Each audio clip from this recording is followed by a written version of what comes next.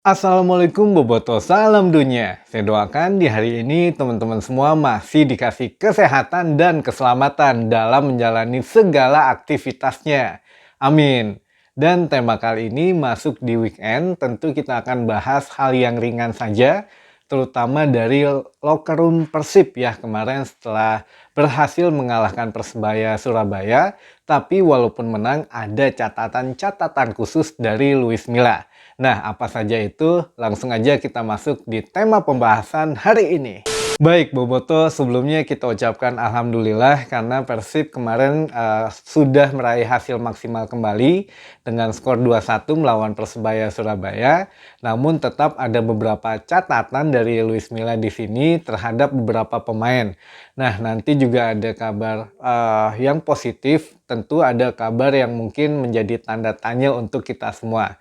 Nah, langsung aja kita coba bahas. Jadi kemarin ada kata Pak Asisten, ada rekomendasi hasil dari Manu ke Luis Milla. Dan hasil rekomendasi itu salah satunya adalah Persib ternyata memang harus menambah pemain pelapis di lini tengah. Jadi karena ditinggal 3 pilar timnas kemarin, jadi sudah mulai berasa nih efeknya. Dan opsinya nanti kemungkinan ada penambahan pemain tengah untuk pelapis jika pemain inti tidak bisa bermain. Baik tidak bisa bermainnya karena dipanggil timnas, ataupun cedera, ataupun absen ya terkena akumulasi kartu. Nah nanti ada beberapa simulasinya. Dan pemain yang ada saat ini kemungkinan hanya sampai musim ini saja. Mungkin opsinya bisa dipinjamkan, bisa mengundurkan diri, atau bisa menjadi pelapis ketiga. Tergantung pelatih utama nantinya yaitu Luis Milla.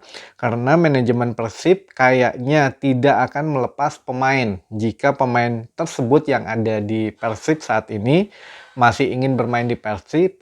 Tentunya manajemen ya tidak bisa memecat ya karena yang pertama masih ada kontrak, yang kedua sudah ya sudah ada kedekatan emosional lah. Jadi opsinya yaitu mengundurkan diri atau dipinjamkan atau tetap nantinya menjadi pelapis, pemain pelapis. Nah, tapi untuk nama rekomendasi pemain yang baru ini belum ada atau saya memang belum dikasih tahu, dan dilihat nanti minimal sampai putaran pertama baru ada evaluasi tentang pemain.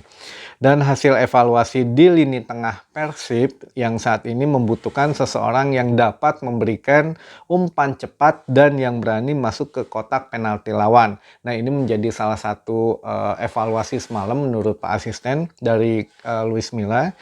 Nah kelihatan banget lah katanya, kata Pak Asisten, jadi kemarin tuh kalau nggak ada trio timnas kan berasa nih lini tengahnya kurang begitu memainkan formasi yang diinginkan oleh Luis Milla, dan ini nggak bisa terus-terusan, pasti kita akan susah ke depannya katanya gitu kan. Nah lanjut untuk kabar kedua, evaluasi juga ternyata masih di lini pertahanan. Jadi selain di lini tengah, lini pertahanan juga, dan ini masih dicari terus kombinasi yang pas oleh Luis Milla. Tapi kayaknya juga akan ada perubahan di musim depan. Tapi ya balik lagi saya nggak bisa bilang ada pemain yang diganti atau tidak. Tapi kalau manajemen sih baca situasinya kayaknya arah Luis Milla ke sana ya. Ya jadi kita tunggu aja kabar selanjutnya apakah ada pemain baru atau pemain yang ditambah.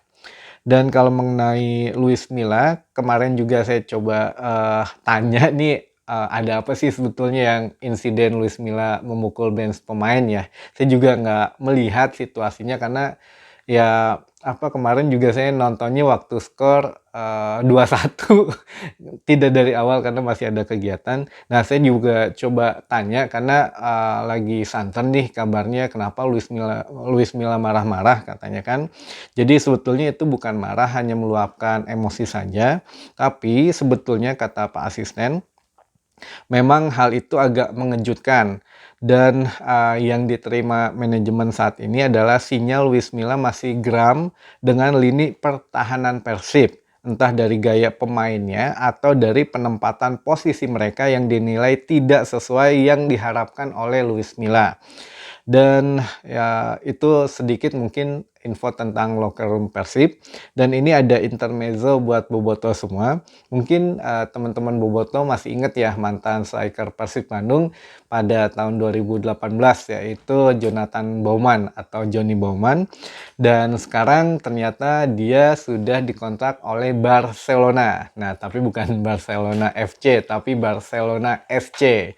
Dan di sini juga kalau kita ngomongin tentang mantan, tentunya ya ada hal indah dan hal yang tidak bisa dilupakan. Jadi masih banyak bobotoh yang beranggapan waktu itu Johnny Bowman dipecat karena berantem dengan King Eze ya, tapi padahal bukan itu alasannya. Jadi alasannya saya coba di-refresh lagi buat bobotoh semua. Mumpung saya masih inget ya, atau saya lagi pengen ngomong nih di sini. Jadi banyak yang ngiranya karena berantem, padahal bukan. Dan hal pertama yang menyebabkan Johnny Bowman itu keluar dari Persib adalah karena kondisi emosional pemain di lapangan yang sering mendapat kartu dan sering dinilai merugikan tim. Itu menurut manajemen ya. Dan hal yang kedua, ternyata setelah Persib memecat Mario Gomez, ada pembicaraan antara Mario Gomez dengan Pak Bos mengenai kesepakatan yang tidak tertulis mengenai siapa yang pernah saya ajak masuk Persib, kata Mario Gomez. Jadi siapapun pemain yang pernah saya ajak masuk Persib, maka akan saya ajak keluar dari Persib juga. Nah, itu memang agak sedikit ngeri sih pernyataan Mario Gomez, tapi ya akhirnya mungkin Johnny Bowman yang ikut keluar ya. Nah, Johnny Bowman ini termasuk yang ikut sama Gomez masuk ke Persib pada awal musim 2018. Katanya ya Johnny Bowman juga sudah diajak bicara dengan Pak Bos, namun dia menolak perpanjang kontrak jika Mario Gomez dipecat. Namun jika Persib tetap menawarkan perpanjangan kontrak, maka Johnny Bowman meminta nilai kontraknya naik 3 kali lipat. Dan saat itu dianggap tidak masuk akal oleh manajemen Persib, makanya akhirnya dilepas ke Liga Malaysia. Nah itu sebenarnya Persib masih ingin perpanjang waktu itu, cuma ya melihat berbagai kondisinya akhirnya dilepas juga. Dan sedikit refresh, waktu itu Johnny Bowman menerima kontrak 4,9 miliar per tahun, tapi sekarang di Barcelona Barcelona SC dia menerima kontrak 19,7 miliar per tahun. Dan mungkin itu saja informasi yang bisa saya berikan hari ini. Mudah-mudahan menambah informasi dan wawasan untuk teman-teman bobotoh semua.